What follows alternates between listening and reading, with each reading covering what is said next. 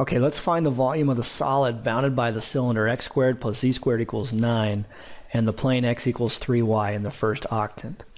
If you want to find the volume of the solid, we've got to draw it. So let's start with the cylinder. It's actually just a quarter of a cylinder in the first octant. So let's draw the first octant. There is the positive z-axis. I'm going to make the positive x-axis go like so, and I'll make the positive y-axis go like so. Now, x squared plus z squared equals 9 is the tin can shaped cylinder. The central axis of it is the y-axis, and its generating curve in the first octant, it'll actually be a quarter cylinder.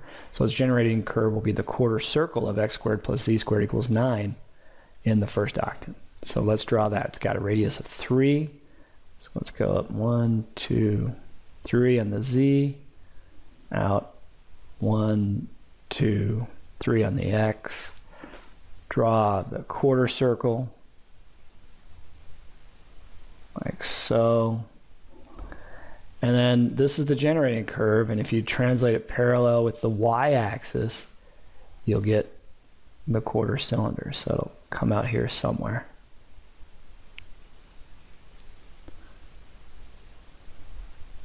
Draw another copy of the generating curve like so. And just to give it some depth, I'll draw this corner back here. So there's your picture of your cylinder. We're not done yet. We still need to draw x equals 3y. Well, if you think about it, x equals 3y goes through 0, 0 in the xy plane, goes through 0, 0. And it also goes through 3, 1, right? If you plug in 1 for y, you get 3 for x. So let's suppose, for the sake of argument, let's stretch out our scaling here and say that this value right here is 1. Then 3, 1 would be right here. And in the xy plane, x equals 3y then is the line given by this line segment in green. At least it's part of it anyway. And then if you think about it, if you translate it parallel with the z-axis, you're going to get a wall that will intersect the cylinder. Well, it's got to intersect it in something, some kind of curve that looks like this, that goes down because it's got to lie inside that cylinder. So we get this kind of wedge shape here.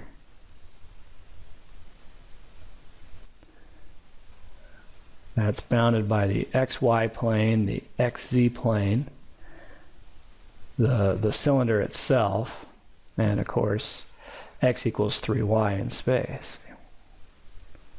And that wedge shape is what we're looking to find the volume of. Now you're integrating over this region here. Whoops, I meant to change colors there. This region here in the xy plane. That's the region above this triangle in pink formed by the x-axis, the line in the xy plane, x equals 3y. And this line x equals 3, this would be a line x equals 3 in the xy plane. That's the region you're integrating over. That's like your floor. And then the wedge shape here, whoops, the wedge shape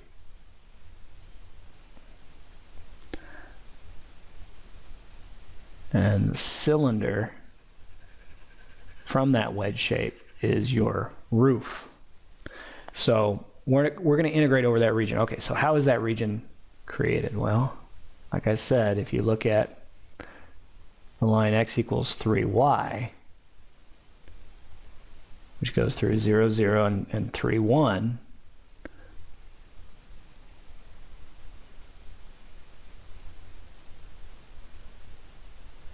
then this is the region here that we're integrating over.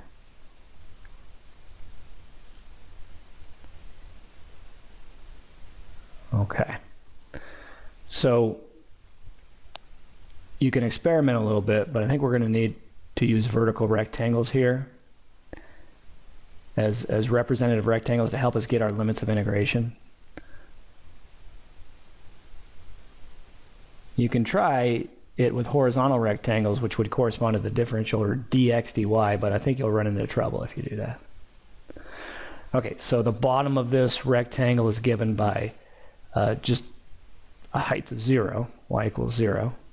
The top of this rectangle is given by x equals 3y, but if for vertical rectangles, you're going to want y as a function of x, so y equals 1/3 x, or x over 3.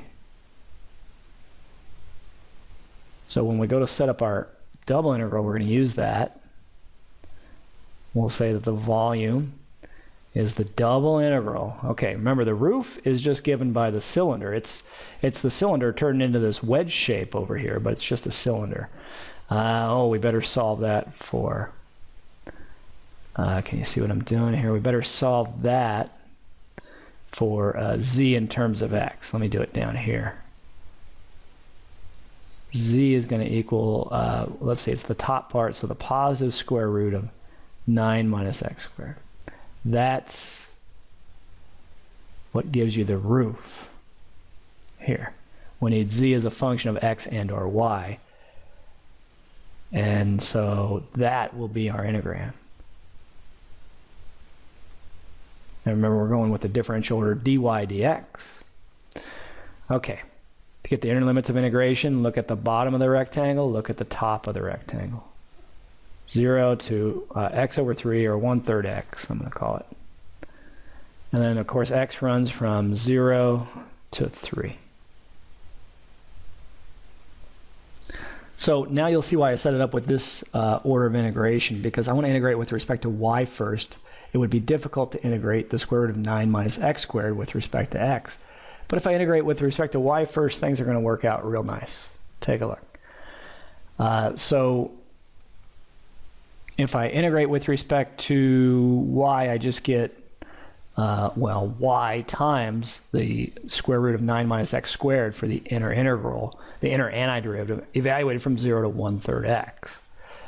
Okay, so how am I going to write that? Well, I'll just put the y in the evaluation brackets. And I'll leave the square root of 9 minus x squared outside that. The outer integral hasn't gone anywhere. And then you can see I'm just going to get 1/3 x here when I plug in the upper limit of integration minus 0, which doesn't do a whole lot. Okay, so I'm going to bring the 1/3 out front. Integral 0 to 3 square root 9 minus x squared, and I have just x left in here, dx. And it's a simple u substitution with u equal to 9 minus x squared, and that makes du equal to negative 2x dx. So all I need is a negative 2 in here, and I have a perfect du, but I need to compensate by multiplying out here by negative 1/2. So now I can think of this as just this in here, this radical is u to the 1/2 power. So now, okay, this will be negative 1/6 out front. Integrate u to the 1/2. Well, okay, remember u is 9 minus x squared. I'm not actually making the substitution here. That becomes 9 minus x squared u to the 3/2 times 2/3. And then we're evaluating that from 0 to 3. Evaluation brackets don't include the factor of 2/3. There's no reason for that. We'll evaluate it like so. Now, okay, out front here, what do we have? We've got 1 and 3 there, so that gives us negative 1/9 right there. Plug in 3 in for x here. Plug in the upper value here, the upper limit, and you just get 9 minus 9 to the 3/2, that's 0. Minus plug in 0 here, you get 9 to the 3/2. And that's a minus right there, right? Okay, so that means we have positive 9 to the 3/2 over 9 is our answer. But if you can evaluate this. The square root of 9 is 3, cubed is 27. 27 over 9 is 3. So it's 3 cubic units, whatever the units are, 3 cubic units, that's your answer.